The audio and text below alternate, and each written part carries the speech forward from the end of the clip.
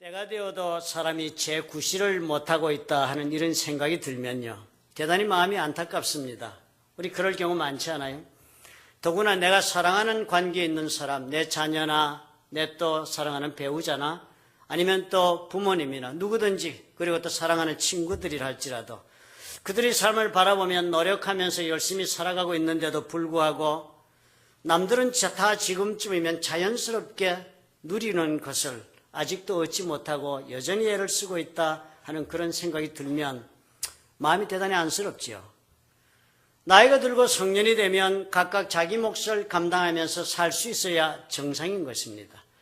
또 그렇게 살 뿐만 아니라 나이가 들면 들수록 남에게 베풀기도 할 만큼 그렇게 살아주면 더 좋은 것입니다. 그런데 여전히 바라보면 허덕허덕하고 있는 그 모습을 보게 되면 마음이 좋지 않지요. 때로는 저렇게 살다 마는가 싶다는 생각이 들면 슬프기까지 한 것이 우리의 삶입니다. 자기 자신을 돌아봐도 그렇지 않아요?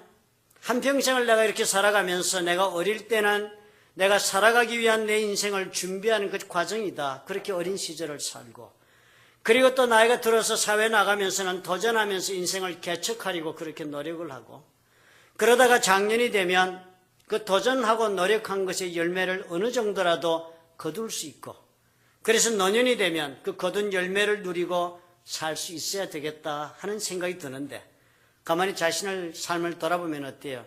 그것이 되지 못하고 말았다 그런 생각이 들면 안타까운 정도를 넘어서지요. 심할 경우는 어떻습니까? 예민한 사람의 경우는 자멸감에 빠지기도 하고, 그러다 보면 아픈 마음, 상실의 마음을 안고 한평생을 살다 말 수도 있는 것입니다. 우리 한국에 살면서 우리는 어릴 때부터 별 생각 없이 많이 듣고, 또 그리고 스스로 우리가 많이 말하던 한자 성어 중에 대기만성이라는 단어가 있어서 사실 우리가 알게 모르게 많은 위로를 받고 살았습니다. 지금 현재로 내가 아무것도 이룬 것이 없어도 우리가 이 말을 듣고 서로 용기를 주고받고 했습니다. 너는 이른바 대기만성형이다. 이런 말 안 들어보신 분 아마 없으실 거예요.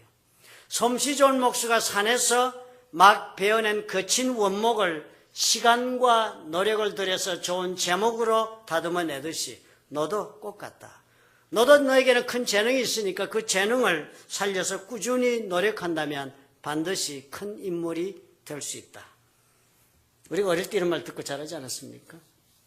또 어떤 분은 그랬지요. 큰 종이나 솥 이런 것들은 쉽게 만들어지지 않는다.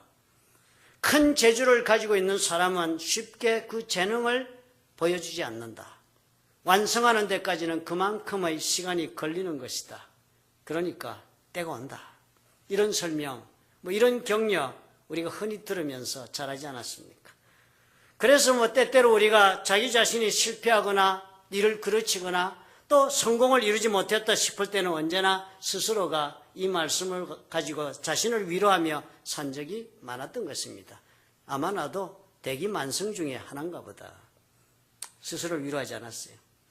저는 사실 한자에 대한 실력이 없습니다. 그래서 우리 한국어 중에서 이 대기만성이라는 말 말고는 늦게서야 성취가 이루어진다는 것을 설명하는 다른 어떤 좋은 말이 있는지는 모르겠습니다.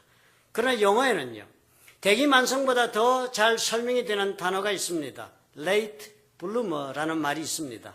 bloom 그러면 꽃이 피듯이 이렇게 핀다는 뜻이니까, late bloomer 그러면 늦게야 피는 꽃처럼 그렇게 늦게 피는 사람을 말하는 것이 되겠습니다.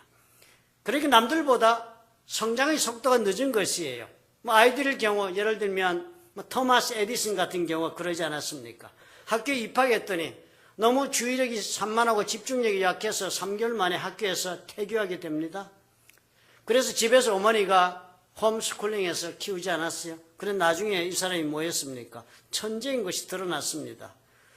요즘 봐서 얘기를 합니다. 이 사람이 이렇게 그때 초기에 그렇게 제대로 정상적으로 남들이 하는 일을 제대로 못한 것은 아마도 에디슨이 ADHD 증상이 있어서 그랬다 합니다.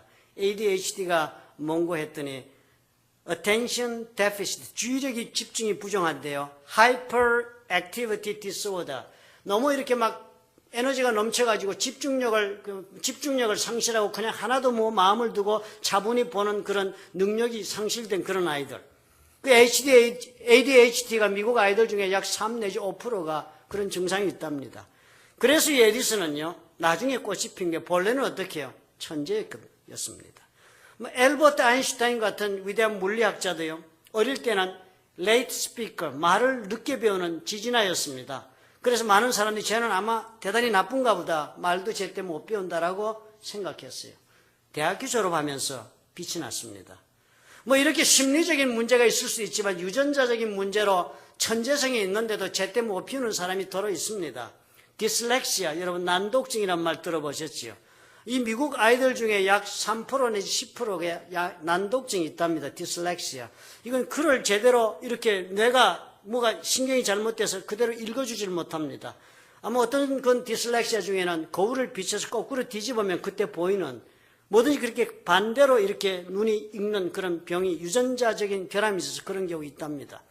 그러면 학교 다닐 때 어떻게 그걸 몰라가지고 우리가 잘 아는 톰 크루즈 디슬렉시아예요. 학교를 제대로 공부도 못하고 막 다녔습니다. 나중에 알았지요. 그런데 지금 어떻게 해요? 꽃이 잘 피었습니다. 톰 크루즈. 유명한 파이낸셜 컴퍼니 중에 찰스 스와브, 그 사람도 디슬렉시아였는데요. 그렇지만 이런 유전적 장애가 있어도 그 속에 천재성이 있어서 지금 기업가가 돼서 큰 회사를 잘 운영합니다.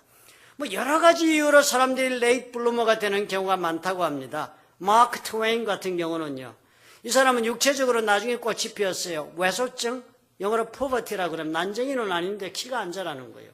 34살이 돼가지고 겨우 키가 좀 자라서 정상인의 수준에 도달했답니다. 사업적으로도 레이트 블루머가 있습니다. 켄터키 프라이드 치킨 만든 분이요. 그 사람 이름이 커널 샌더스라는 사람인데요. 나이 60이 돼가지고 소셜 시큐리티를 받고 살다 보면 너무 답답하다 이래갖고 사는 것이 아니다. 뭔가 좀 해야겠다 해가지고 5,000불인지 얼마인지 미천을 통틀어서 레시피를 개발해서 만든 것이 켄터키 프라이드 치킨이라 하지 않습니까? 미국 상원의원의 평균 나이가 62세랍니다. 다 레이트 블루머에 해당하네요.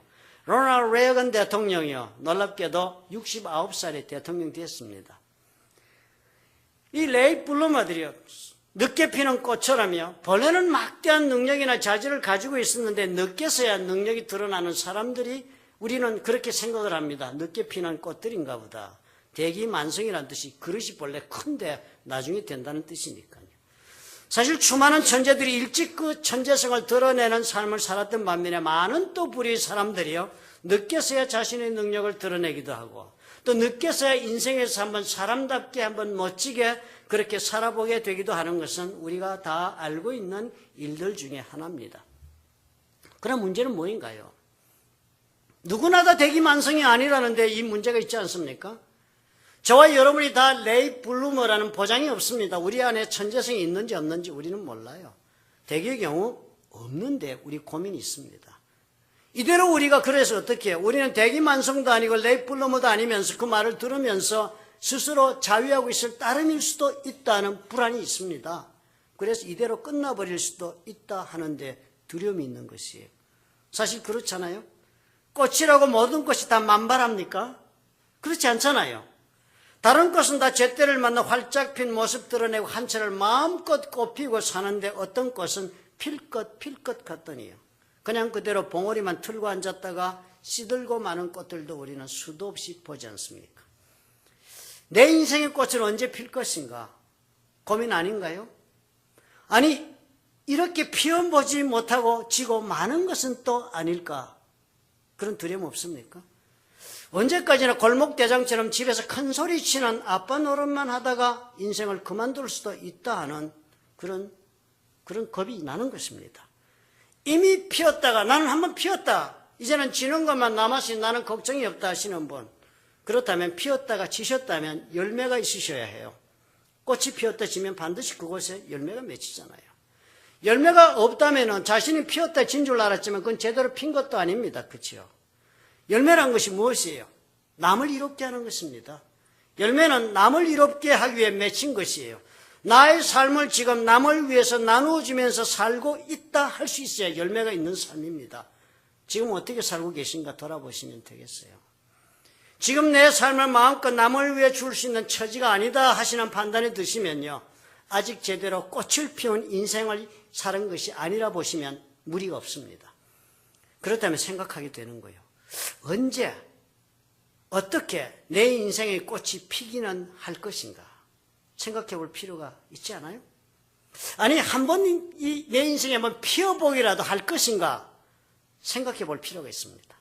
오늘 읽은 이 성경 말씀 바로 이것을 우리에게 알려줍니다. 무엇이라 하셨습니까? 베드로전서 5장 6절에 기록하시기를 하나님의 능하신 손 아래서 겸손하라 때가 되면 너희를 높이시리라 그랬습니다. 베드로 전서 5장 6절에 그렇게 말씀하시네. 너희를 높이시리라 그랬습니다. 여러분 성경이 원어가 그리스어로 적혔잖아요. 그 높이시리라의 원어를 영어로 번역하면 이렇게 된답니다. To raise to the very summit of. 무엇이나 사람의 very summit, 바로 그 정점, 그 정상까지 들어 올리신다 하는 뜻이랍니다. 하나님 우리를 높이신다는 것은요, 하나님께서 그 사람의 인생에 있어서 올라갈 수 있는 최고의 그 정점, very summit, 그 지점까지 우리를 들어 올리시는 뜻이라 합니다. 그러니까 어때요? 사람마다 서로가 다 다르지요. 우리가 성격도 다르고 또 살아가는 능력도 사실 다르고 그리고 걸어온 배경도 다르고 가지고 있는 것도 우리는 다 다릅니다. 그래서 우리 각자가 가지고 있는 very summit, 내가 올라갈 수 있는 내 인생의 정상은 각각은 다릅니다. 높이도 다르고 놓여 있는 위치도 서로 다를 것입니다. 그렇지만 같은 것은요, 우리 모두 인생은 다 그것이 있다 하는 것입니다.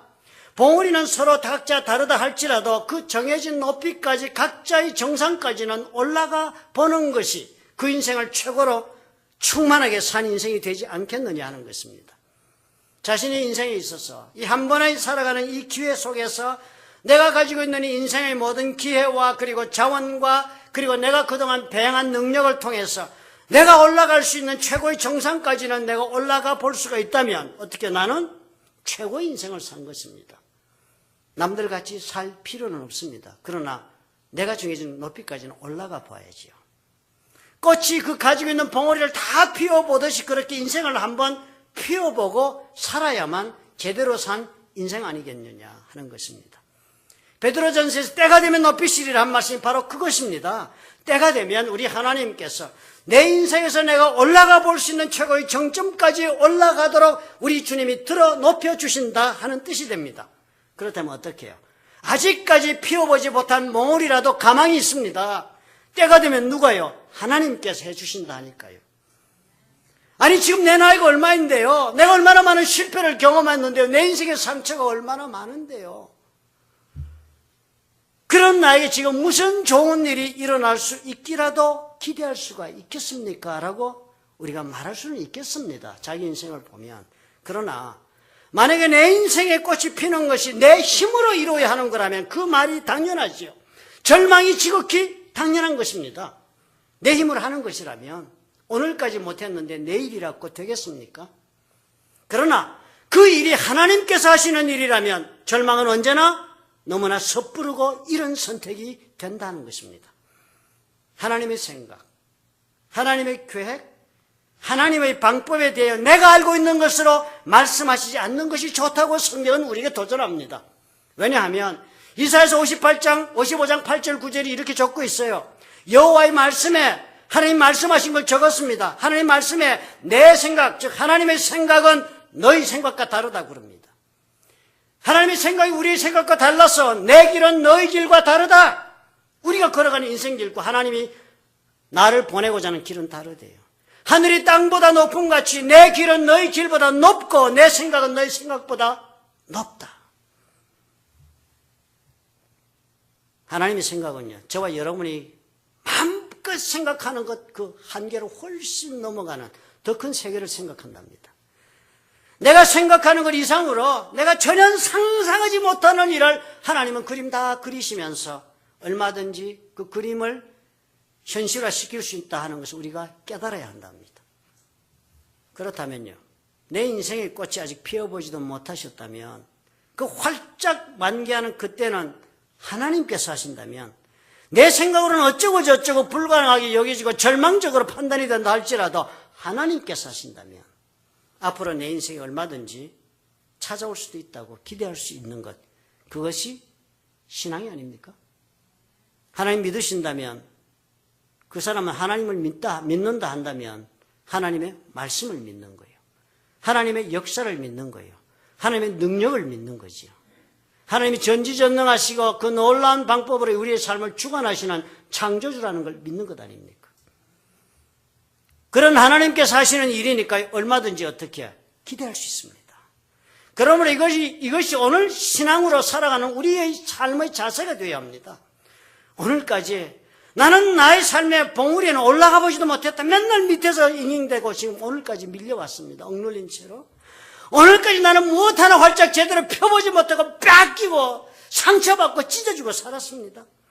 그렇다면 여러분, 이제부터는 신앙으로 한번 기대해 보시기 바랍니다. 그렇다. 나로서는 여기까지밖에 올 수 없었다. 나로서는 이 정도밖에 내 인생을 경영할 수가 없었다. 그러나 하나님이시라면 앞으로 얼마든지 나를 정상에 오르게 하실 수 있다. 하나님이시라면 내 인생의 꽃을 만개하게 하실 수 있다. 우리 기대하실 수 있어야 합니다. 예수 믿으신다면 이걸 기대하셔야 해요. 이런 기대를 품어야 합니다. 그것이 뭐예요? 믿음입니다. 그리고 그 믿음이 우리 삶의 기본이 되어야죠. 여기에서 우리가 재미있는 관찰을 한 가지 할 수 있습니다. 최정상까지 들어 올리신다 하시는데 그것이 언제요? 때가 되면 하신다 그랬습니다. 성경이 그렇게 적었어요. 때가 되면이라고 하시는데 그 때가 되면이라는 것이 도대체 무슨 뜻인가 생각해 봐야 합니다. 성경 여러분들이 아시다시피 그리스어로 적혀 있는데 그리스어 단어 때라는 단어에는요 2가지 단어가 있습니다. 그 2 단어가 언제나 복수로 사용되어 때라는 시간의 연속을 뜻하는 것이니까 그 한 단어는 크로노스, 또 다른 하나는 카이로스라고 그리스 사람들은 분명히 구분해서 사용을 합니다. 크로노스란 단어, 그때는 때라고 번역이 되지만 연속적인 시간을 뜻합니다. 영원부터 시작하여 지금까지 이어져 오고 있는 이 시간, 그래서 앞으로도 이렇게 이어져 나갈 이 시간을 가리켜서는 크로노스라고 그리스어로 적습니다. 그리고 우리는 번역하기로 여전히 때라고 번역합니다. 그러나 또 다른 한 단어는요, 이렇게 흘러가는 크로노스 가운데서 어느 특정한 순간에 특정한 일이 시작되는 그 순간부터 일어나는 시간이 있습니다. 그것을 가리켜서 카이로스라고 부릅니다. 계속되는 이 크로노스의 삶 속에서 의미 있는 사건이 벌어지는 그때는 어떤 때요? 카이로스의 때입니다. 그런데 베드로전서 5장 6절에서 때가 되면이라고 사용된 그 단어의 때는 무엇이 사용됐겠습니까? 카이로스가 사용됐습니다. 그러니까 이렇게 해석을 하셔야 해요. 때가 되면 이루리라 하신 이 말씀은요, 우리가 여전히 살아가는 이 평범한 연속적인 삶의 시간을 우리가 살아가는 동안에 꽃은 그 봉우리가 피지 않은 채로 그렇게 세월이 가는 시간을 우리는 사는 것입니다. 태어나서 크로노스로 살아가요. 그것이 우리의 삶이에요. 그러다가 어떻게 해요? 크로노스로 살아간 그 삶 속에 문득 카이로스를 하나님 만드시면서 봉우리가 탁탁 터지면서 피어오르기 시작하는 그때가 우리 삶에 일어난다는 것입니다. 그렇게 되면 어떻게 됩니까? 오늘 봉우리가 터지지 않더라도 우리는 어떻게 해요? 꾸준히 기대를 가슴에 품고 이 평범한 일상 크로노스 시대를 살아야 합니다. 살다 보니 어떻게 해요? 답답하고 힘들지요. 그렇지만 참고 인내하면서 이 시간 살아야 해요. 왜냐하면 하나님께서 카이로스를 만드는 때가 있으니까요. 일상의 삶을 평범하게 살아가면서 그렇게 살아가다 보면 하나님께서 어느 순간에 딱 때를 정하여서 일을 시작하시는 것입니다. 어제까지는 그 영필 것 같지가 않았는데 오늘 하나님께서 확 봉우리를 터뜨리시며 꽃을 피우시는 것입니다. 때가 되었기 때문입니다. 여러분 꽃 피우시면서 꽃 심으면서 키우시면서 물 주고 비료주고 하고 그리고 막 꽃 빨리 피라고 기도한다고 9월에 필 코스모스가 3월에 필니까? 때가 되어 피는 거예요. 하나님이 피우시는 때 꽃이 피는 거예요. 우리와 관계없이. 하나님께서 피우시기로 작정하신 그때가 되어서 카이로스가 되면 들어 올리시리라 하신 대로 그때가 되면 활짝 만개가 시작되는 것입니다. 그럼 어떻게 하셔야 해요? 어떻게 사셔야 해요? 믿음으로 살아야죠. 신앙으로 살아야죠. 오늘 사시면서 어떻게 해야 돼요? 참아야죠. 인내하셔야죠. 카이로스의 때를 기다리면서 어떻게 해요? 하나님 바라보면서 살아야지요. 그것이 모든 꽃 피우는 인생의 선행 조건이 되는 것입니다. 내 때를 만들겠다고 몸부림친다고 꽃이 피지 않아요. 빨리 꽃 피우려고 너무 몸부림치면 꽃나무 죽입니다. 그렇지 않아요? 자신의 인생이 상함을 있습니다. 제때 하나님께서 정하신 때가 되어야 꽃이 피어요. 그렇다면 기다려야죠. 그리고 하나님의 때를 기다리는 그것이 믿음이죠. 그게 바로 믿음 아닙니까? 그런데 그 하나님 때가 어떻게 그냥 오는 것이 아니라 조건이 있다 하시네. 오늘 말씀 보니까 베드로전서 5장 6절의 앞부분이 그렇습니다. 하나님의 능하신 손 아래서 겸손하라. 그리하면 때가 되면 높이신다는 거예요. 하나님께서 그 때를 기다리는 하나님의 카이로스를 기다린다고 못해야 한다고 하십니까? 겸손하게 살아야 한대요. 겸손하게. 사실 이 겸손하라는 단어, 우리는 이 겸손한 단어 별로 생각 없이 이해하고 받아들이고 삽니다. 착해서. 그런데 가만히 생각해 보시면요, 이 겸손이라는 단어는 신앙과 관계가 없이는 별로 쓸모가 없는 단어입니다. 쓸모가 없어요. 신앙과 관계가 없으면 의미가 없어요. 그리스도인으로서 신앙 안에서가 아니라면 이 겸손이라는 단어는요, 세상적으로 볼 때는 많은 경우에 자기 비하의 단어로 그렇게 전락하고 맙니다. 이 겸손이라는 단어는요, 자기 자신의 능력에 대한 정말 진정한 판단과 분별력이 있어 내가 어느 정도 능력 가지고 어디까지가 나의 한계라고 알았을 때 일어날 수 있는 일이지요. 그렇지만 우리 겸손은 세상에서 여러분 그대로 한번 믿음과 관계없이 한번 겸손의 모습으로 살아보십시오. 어떤 대접을 받게 되는 거예요. 예를 들면 대학 졸업하시고 취업하기 위해서 인터뷰를 가보십시오. 인터뷰 간 면접관이 질문할 것입니다. 어제 앉아서 지금 졸업하고 이 회사 일 한번 해보려고 찾아가서 질문합니다. 그런데 겸양의 자세로 대답해 보십시오. 우리가 배운 대로, 교회에서 배운 대로 내가 얼마나 무능력한가를 얘기하십시오. 내가 얼마나 가치 없는 자가 나는 지금 절감하며 산다고 고백해 보십시오. 그분들이 어떻게 받아들이겠습니까?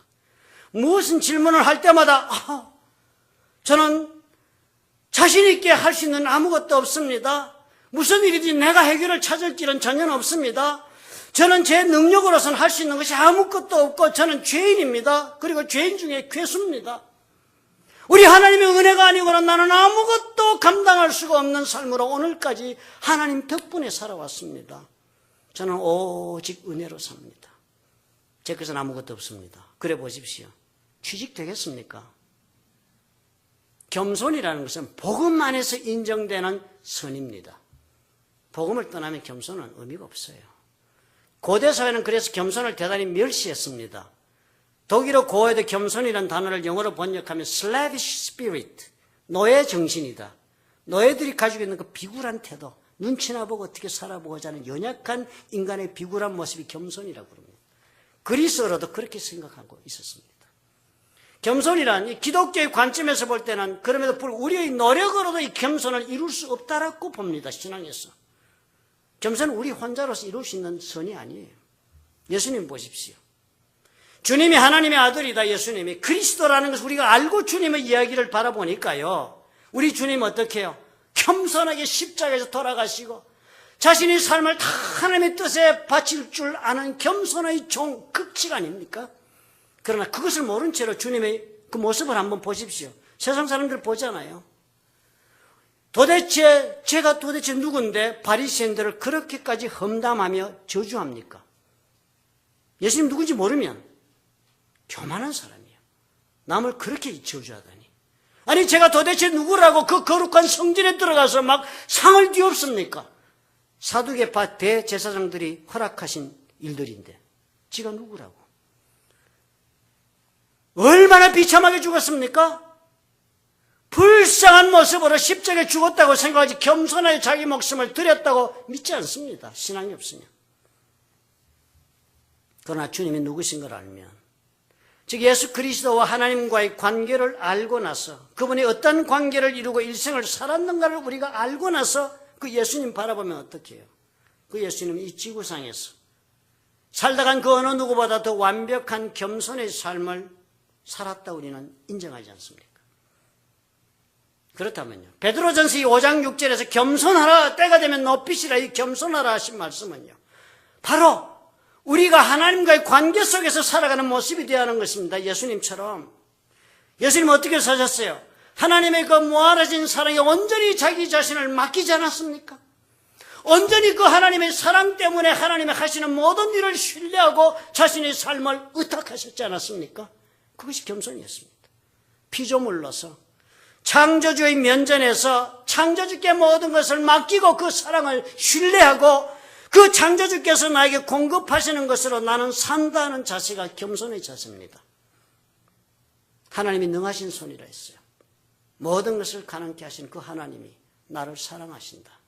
그것을 믿고 내 삶을 맡기는 것, 그것이 겸손한 것입니다. 그래서 하나님은요, 하나님 그렇게 의지하고 살아가는 내 모습을 보시는 것입니다. 크로노스의 이 연속을 내가 이렇게 살아가는 하나님 주시하고 계신 것이에요.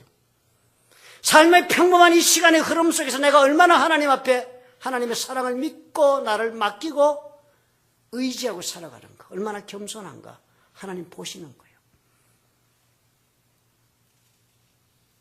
그 삶을 보시고서는 하나님 우리를 신뢰하실 그 때가 오면 카이로스의 때가 돼요. 하나님께서 나의 인생의 꽃을 피우시는 일을 바로 그때 시작하신다 하는 것입니다. 누구에게나 그래서 이 겸손의 삶을 선택하고 살면 반드시 카이로스의 때가 찾아옵니다. 하나님의 능하신 손은 그때 나를 번쩍 들어서 내 인생의 최고의 정점, 내가 올라갈 수 있는 내 인생의 가장 높은 봉우리 바로 그 지점까지 올려놓으시는 것입니다. 오늘까지는 그저 멍하니만 지고 시들어갈 때 시들시들했던 그 인생의 꽃들이, 그 모든 봉우리들이 어느 날 갑자기 활짝 만개하기 시작하는 것입니다. 레이트 블루머라고 합니다. 그렇습니다. 겸손하게 하나님 사랑에 자신을 맡긴 사람에게 일어나는 일이요, 재능이 숨겨진 천재에게 일어나는 일이 아니에요. 하나님 앞에 겸손한 사람, 재능도 없고 보잘것없고 아무 무가치한 사람이라 할지라도 하나님의 사랑을 믿고 자신의 인생을 의탁하고 겸손하게 사는 사람에게 하나님은 레이트 블루머의 기회를 주시는 것입니다. 벤 파운틴이라는 사람이 있어서 싫어합니다. 전 예화는 전부 싫어합니다. 제 지어내거나 남을 듣고 하지 않습니다. 확인하고 합니다. 벤 파운틴이라는 사람 그 법대를 졸업하고 댈러스에 있는 유명 법률 회사에서 일을 했습니다. 댈러스에 있는 변호사 사무실에서 부동산 다루는 변호사를 했으니까 돈도 잘 벌고 그랬습니다. 그런데 어느 날 자기 생각이 드는 거예요. 젊은 나이에 내가 이렇게 변호사를 하는 것이 이게 내가 갈 길이 아니다. 나는 정말 글을 쓰는 작가가 되어서 새로운 인생을 살고 싶다라고 결심을 한 것입니다. 사실 그때 그렇게 결심하고 이 사람이 변호사 일을 그만두고 이제 작가를 시작을 할 때 그 자기 심정을 나중에 이렇게 회고를 했습니다. 나는 대단히 걱정했다. 마치도 절벽에서 뛰어내리면서 내가 어깨에 맨 낙하산이 펴질까 말까 걱정하는 그런 심정이었다. 그때 작가 되는 일이요. 법률 사무실에서 나는 잘 나가고 있었고 내 부모님들은 나를 무척 자랑스럽게 여겼는데 I was crazy. 내가 미쳤었지. 그 직장을 관두다니. 그렇게 새로운 인생을 시작한 날이 월요일 2월의 어느 날 아침이었다고 합니다. 아침 7시 30분에 작가의 삶을 시작했습니다. 그래서 부엌 식탁에 앉았습니다. 그리고 계획을 세웠어요. 매일 점심때까지 나는 글을 쓰리라. 그리고 바닥에 드러누워 20분 정도 휴식을 취한 다음에 다시 식탁에 앉아서 몇 시간 글을 쓴다. 나는 직장에 다니는 것처럼 집에서라도 그렇게 할 것이다. 게으름 절대로 피우지 않겠다. 왜 집에서 일하면 게으름 피우다가 작가들이 맨날 고민만 하다가 말지 않아요? 이 사람은 그렇게 안 한 거예요. 딱 원칙을 정하고 자기 자신을 얽맸습니다. 첫 번째 작품은 스탁 브로커에 대해 써야 되겠다. 회사 내부 정보를 이용해서 부당이득을 취하는 비도덕적인 인간의 모습을 그린다. 60페이지 분량으로 석 달이 걸려서 완성을 합니다. 그리고는 또 다른 이야기를 쓰고 그리고 또 쓰고 또 쓰는 작가의 길을 계속합니다. 첫 해 글 2편을 겨우 팔았습니다. 2편 10작품 같은 걸 팔았으니 돈 몇 푼 받았겠습니까? 그렇지만 할 수 있다. 스스로 격려하면서 소설을 쓰기 시작했습니다. 써놓고 보니까 썩 잘된 것 같지가 않아요. 그래서 서랍 속에 집어넣습니다. 그런 중에 그렇게 서랍 속에 써서 넣고 하는 중에 하퍼 출판사에서 단편 소설을 출간해 주게 되고 그리고 그 단편 소설을 뉴욕 리터러리 에이전트, 뉴욕에서 그 작가들을 이렇게 출판사에 맺어주는 그런 에이전트가 그 글을 읽고서는 찾아와 출판 계약을 하게 됩니다. 그리고 그 사람이 단편을 모아서 Brief Encounters with Che Guevara라는 소설집을 냅니다. 체 게바라 여러분 아시죠? 이 사람은 볼리비아 사람인가 그랬습니다. 그런데 큐바의 라울 카스트로, 피델 카스트로 이 두 사람을 멕시코 시티에 만나고서는 미국을 몰아내고 큐바를 독립시키겠다는 그 독립운동에 조인을 합니다. 외국 사람이. 그래가지고 체 게바라가 이 큐바를 혁명을 성공시켜요. 나중에 큐바 2인자까지 되잖아. 유명한 사람이죠. 그 사람의 이 Brief Encounters with Che Guevara라는 제목으로 책을 출판했는데요. 그 책이 그의 샌프란시스코 크로니클, The Chicago Tribune, 여러분 이런 이름 많이 들어보셨죠. Kirkus Review 이런 수많은 출판사로부터 책을 출판해야 되고 베스트셀러가 됩니다. 그리고 National Book Critics Circle로부터 소설 부문 상도 받습니다. 이렇게 이 사람의 이야기를 들어보시면 대단히 평범한 성공자의 이야기처럼 그렇게 보이지 않습니까?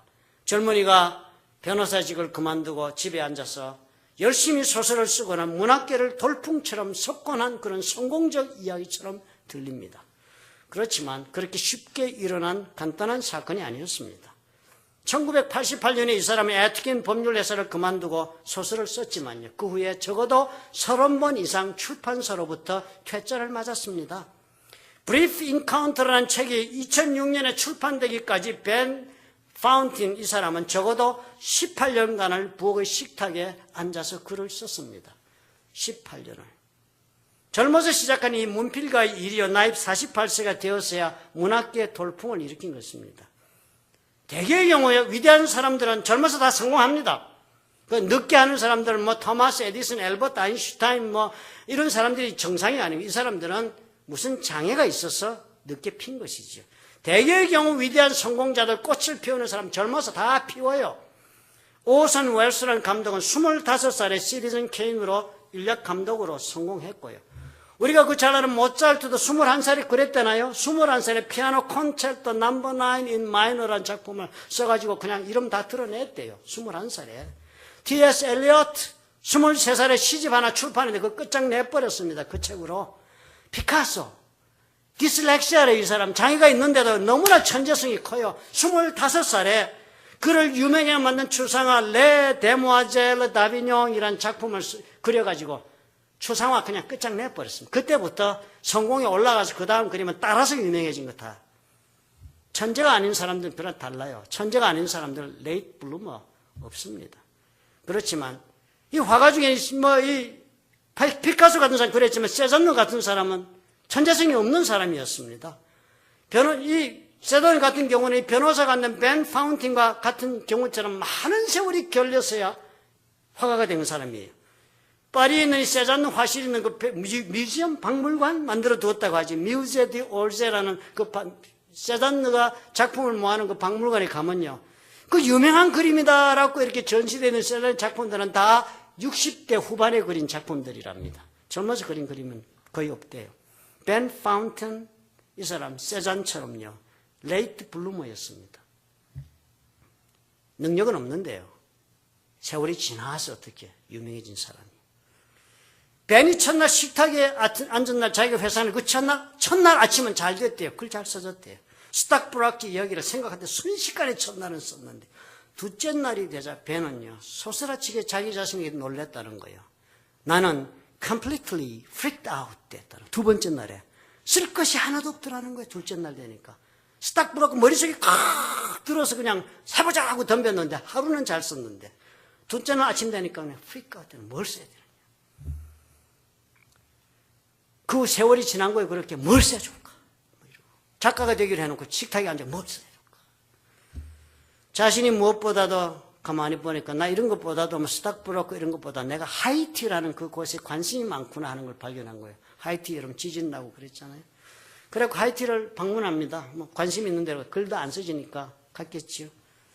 어떨 때는 가서 일주일 있다가 오기도 하고 어떨 때는 2주일 어떨 때는 막 3주일 막 있으면서 동네 사람들과 교제하면서 그 나라 사는 것도 배우고 하이티 500년 역사도 배우고 문화도 공부하고 이러면서 30번도 더 넘게 하이티를 방문했답니다. 뭐 이 사람이 무슨 밀리오네어예요? 그렇게 30번씩 돈 쓰고 다니게. 그래가지고 쓴 책이 Brief Encounters with Che Guevara였습니다. 그래서 그 책 안에 4편이 하이티에 관한 글인데 짐작컨대 그 4편의 글이 좋아서 베스트셀러가 된 것으로 보입니다. 세잔의 경우는 어떻습니까? 이 사람이요. 구스타프 제프로이라는 사람이 초상화를 그린 것이 유명해졌나 봐요. 그런데 이 사람이 누군지는 잘 모르겠지만 보통 초상을 그릴 때 유명한 사람 초상을 그리니까 유명한 사람 앉혀놓고 한 번 보고 그리니까 이 횟수를 적게 해서 그림 빨리 그려야 되는 거 아닙니까? 초상화가가 제대로 하려면. 이 제프 구스타프를 앉혀놓고 그린 시딩 횟수가 80번이 넘게 불러앉혔습니다. 해도 안 되고 또 부르고 또 부르고 80번을 불러앉혔어요. 돈 받고 그림 그리면서. 3개월을 끌었습니다. 그래서 그림을 완성시켜 놓고는 이건 실패작이야 하고 그냥 포기했습니다. 세잔느는요. 갤런슨이라는 학자가 말을 하는데요. Late bloomer, 늦게 피는 꽃들은요, 무슨 가지고 있는 능력이 있는데 그것이 시간이 걸려서 나중에 나타난 것이 아니랍니다. 대기만성이 아니라는 거예요.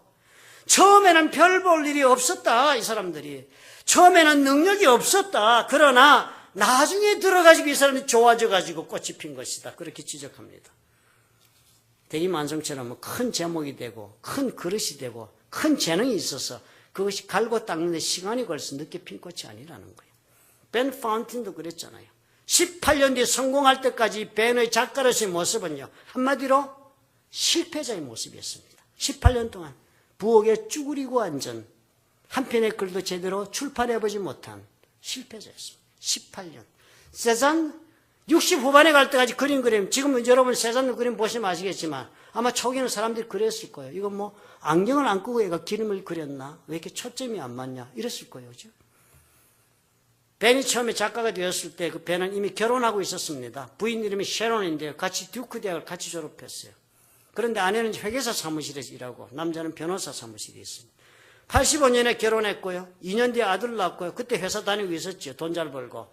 그리고는 법률 회사를 그 다음에 관뒀는데 관두고 집에 들어앉았는데 그 다음 해에 또 딸을 낳습니다.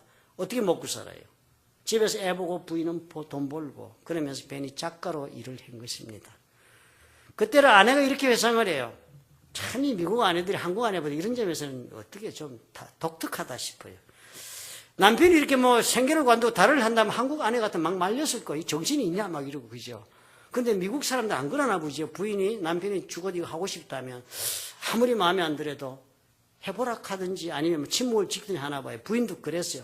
그래서 겨우 남편에게 물어본 것이 이렇게 물어봤습니다. When will we know? 언제 우리가 알게 될까? When will we know it really isn't working?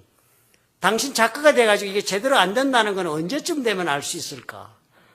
언제쯤 되면 실패를 시인하고 그만둘까? 이런 뜻으로 부인이 물었답니다. 그 남편이 그 말 듣고 왜요? 글쎄, give it 10 years. 10년쯤 줘봐. 그러면 되겠지. 아마 10년 되면 난 할 수 있다는 자신이 있었겠죠. 그러니까 아내가 언제나 돼야 당신이 작가로 자질이 없다는 걸 알게 될까? 그래도 한 10년만 줘봐. 그 10년이 지났어요. 12년이 지났어요. 14년도 지났어요. 16년도 지났어요. 그동안에 아이들 고등학교 다 졸업했습니다. 누가 공부시키고 누가 먹여 살렸어요?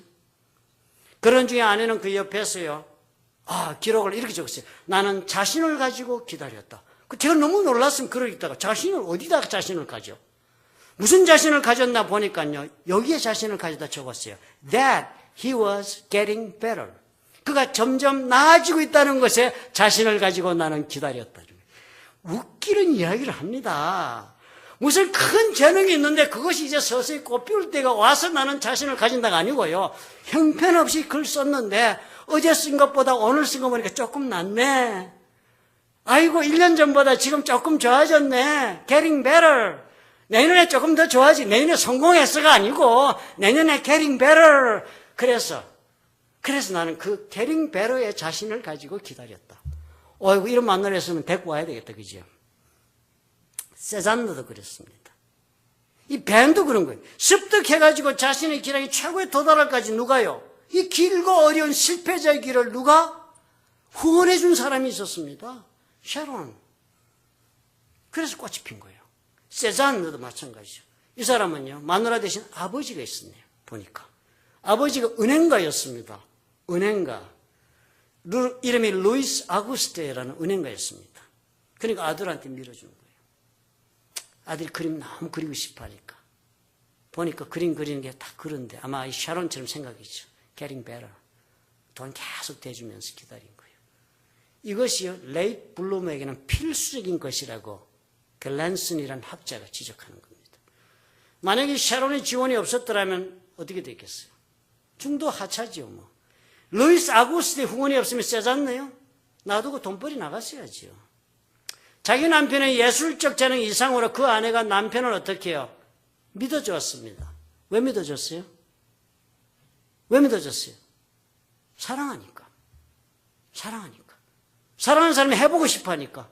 그냥 믿어준 거예요. 해봐라.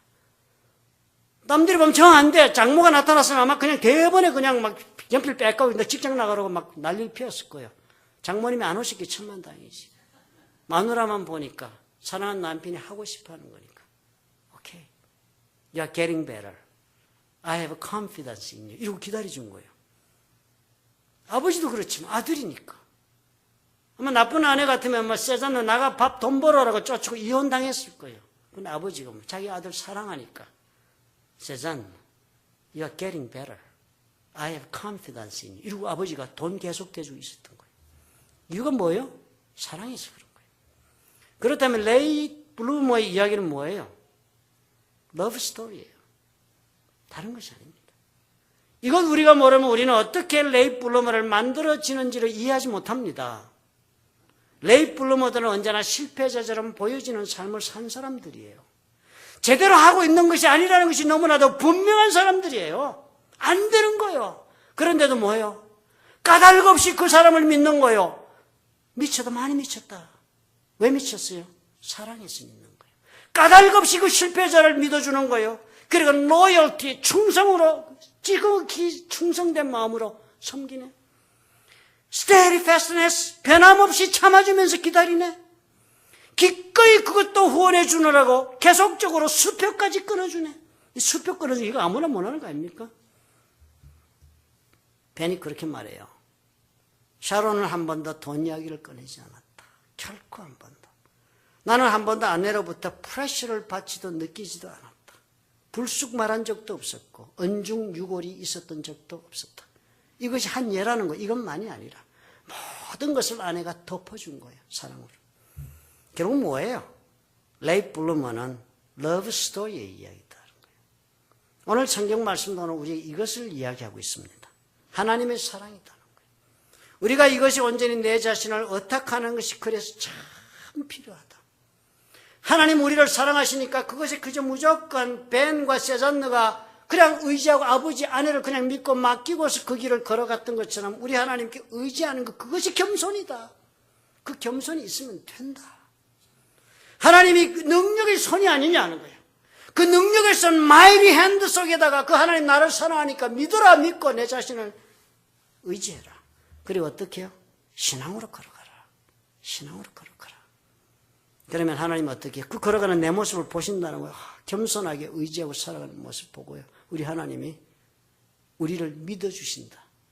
그래서 그 하나님 믿으시는 그때에 어떻게 해요? 카이로스를 시작하신다는 거예요.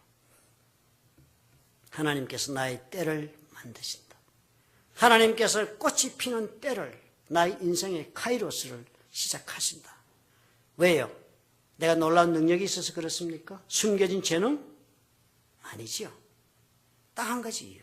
우리 하나님 나를 사랑한다는 것 때문에 반드시 하신다는 겁니다.